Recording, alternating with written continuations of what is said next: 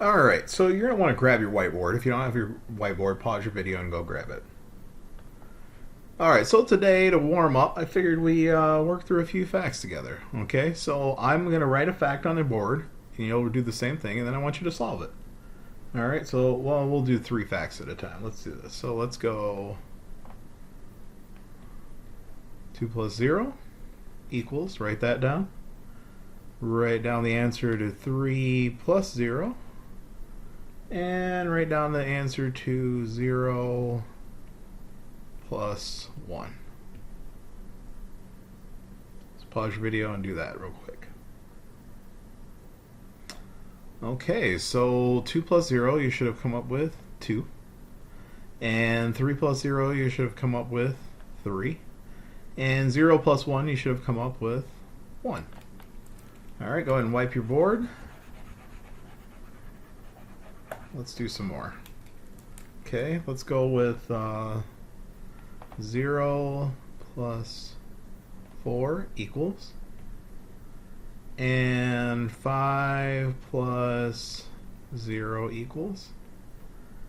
And let's see, 0 plus 7 equals.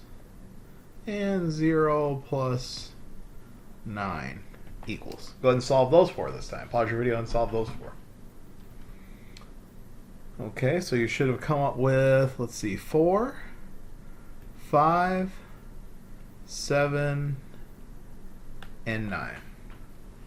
And so you're probably thinking, why are these important? Mr. Gentry, why do you have us warming up with these problems today? Well, if you think about it for a second, all these problems have a number in common. They have the number 0 in common. All 7 problems that I've had you do all have 0 in common. And what's important is that you understand and remember that no matter what happens, whenever you add 0 to a number, it's always going to equal the other number. So 0 plus 4 is going to be 4. 5 plus 0 is going to be 5. 0 plus 7 is going to be 7. 0 plus 9 is going to be 9. Okay? It's always going to be that way.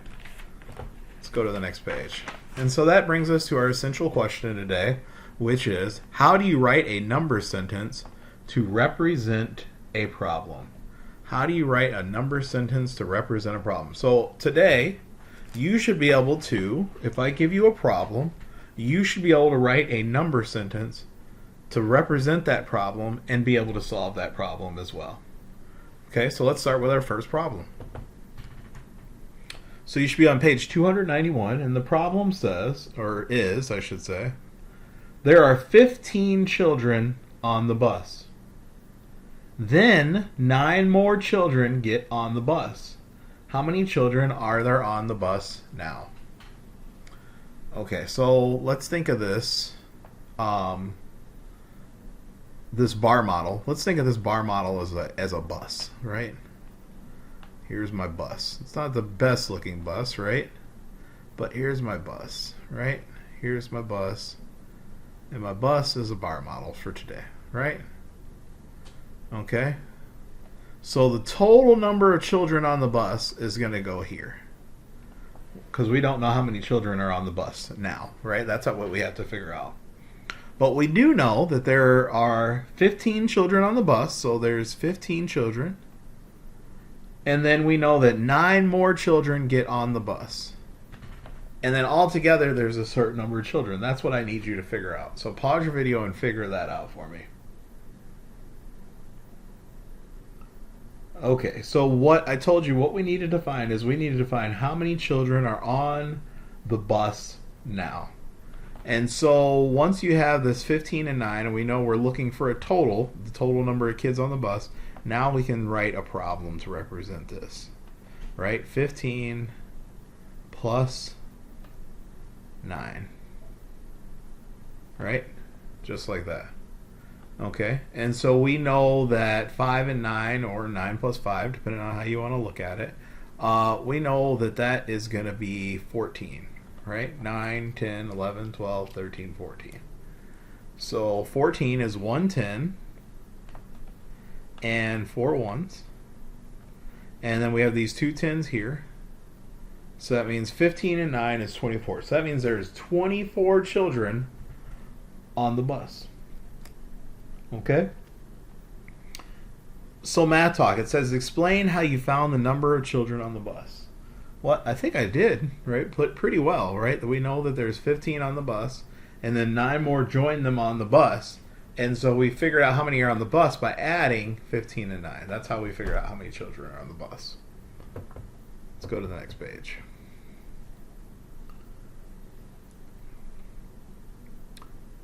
Model and draw, right? Remember, the model and draw is what is it that we're going to learn. This is that answer to the essential question.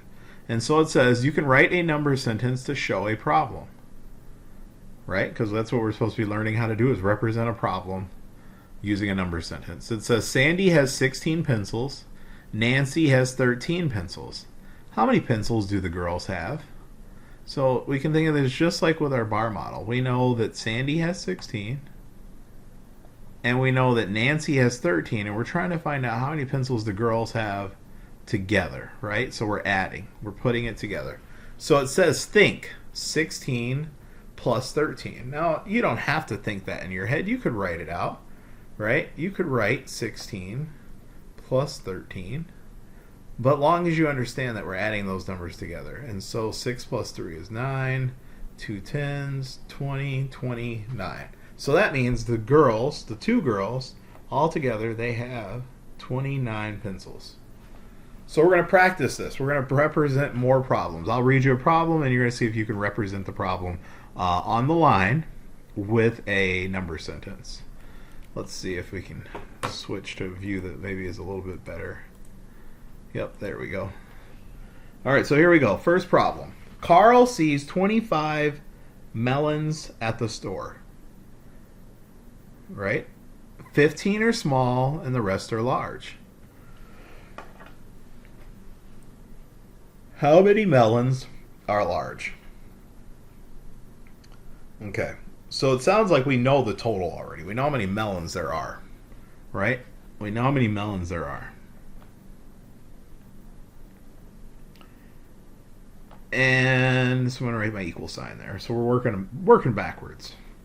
We know that he sees some and that 15 are small and the rest are large, but it doesn't tell us how many are large, right? So there's 15 plus blank, and then it tells us that there's 25 melons in all.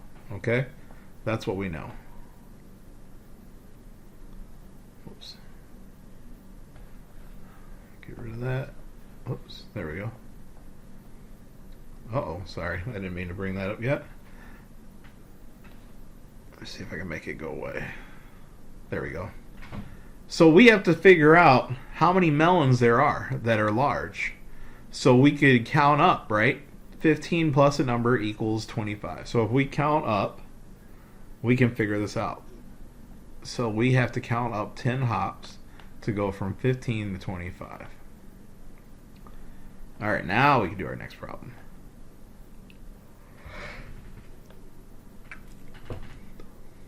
I'm struggling. Let's see. There we go. All right, so this one says 83 people went to a movie, and I'm still on page 292. I'm just using a different view than you. It says 83 people went to a movie on Thursday. 53 of them were children, and the rest were adults. So it sounds like we don't know how many were adults. How many adults were at the movie? Yep, there we go. See, we don't know how many are adults. So we know the total. We know how many people went to the movies. Hopefully you said that there are 83. And we know that some of them are children. Right? We know that there's 53 that are children. But we don't know how many are adults. So 53 plus a number equals 83 that are in the theater. And so going from 53 to 83, I know the only number that's changing is the number in the tens place. So if I'm at 53, 10, 20, 30, 40, 50, 1, 2, 3, and I need to get to 83, I'm going to actually switch colors to make it more visible. So 53, 63, 73, 83. That just tells me that I added 30. So my missing number is 30. So that means there are 30 adults in the theater, right? Hopefully you agree with me. All right, now let's go to our next problem.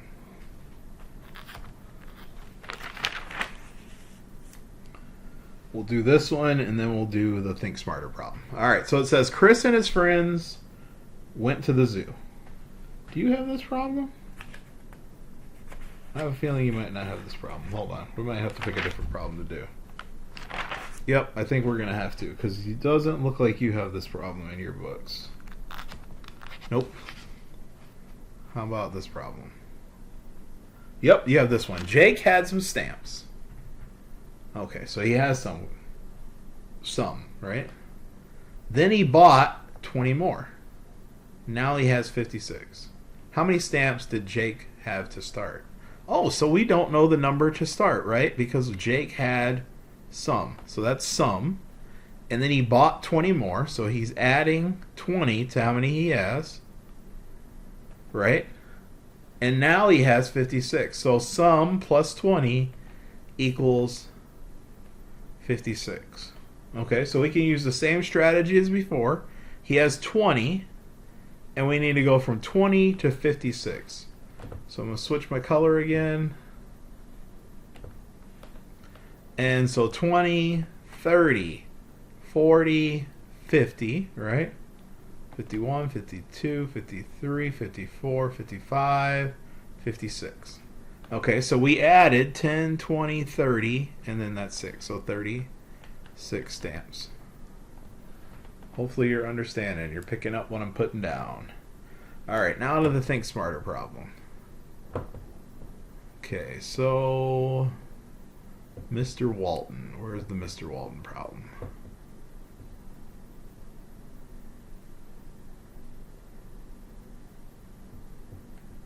All right, we'll have to do it from this page. Let's see, I bet I can make it a little bit bigger. There we go. All right, so here we go. Think Smarter. Denise saw these bags of oranges at the store. So she saw a bag with 10, 14, 12, and 11. Denise bought 26 oranges. Which two bags of oranges did she buy? Draw or write to show how you solve the problem. So we've got to combine bags of oranges to equal 26 oranges, okay? So let's see, 10, let's start with the first two. Let's try that combination first. So 10 oranges plus 14 oranges. Let's try that first. So that's going to be 4, 24. Nope, not enough oranges. Okay. Let's try 10 and 12. Let's try that. 10 plus 12. Let's see, 2. Jeez. Nope. That's not going to work either. Let's try 10 and 11. 10 and 11. I have a feeling that's not going to work, though. Just looking at the numbers, right? What do you think? Oops, that should be a 2.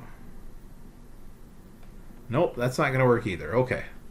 Let's try then the second bag and the third bag. So it's 14 oranges plus 12 oranges. Okay, so 6. We found it. 26 oranges. So that means she bought the bag of 14 oranges and the bag of 12 oranges. Okay, so explain how you found the number that you have. Explain how you found the numbers that have a sum of 26. Well, I tried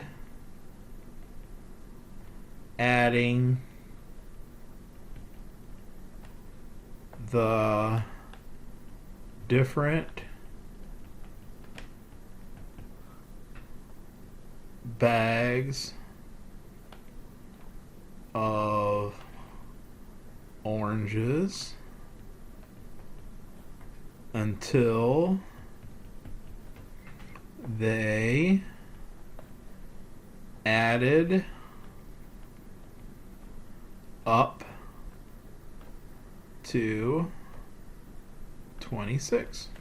That's pretty much it, right? Okay, let's see. Now the last part, your homework. All right, so you're going to do 2 story problems here. You're going to do a problem here. Make sure to show your work for all these problems. And then for this one, explain how you decide what number sentence to write for exercise 1. So why did you write the number sentence that you wrote for number 1? Okay? And then on the back side is all review. So you're going to work through those problems. All right, good luck.